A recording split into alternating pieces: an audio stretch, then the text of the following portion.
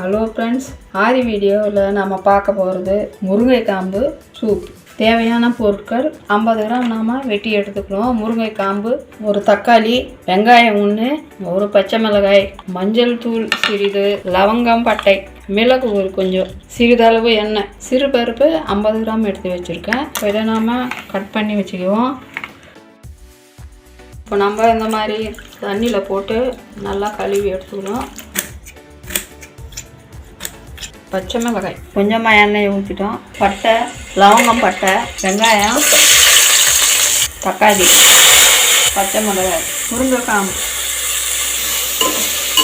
தூள், மிளகு 1 சிறு பருப்பு, இதையும் இதில் சேர்த்துக்கலாம். தண்ணி கொஞ்சமாக உப்பு போட்டுட்டோம். இப்போ நல்லா கொதிக்கணும்.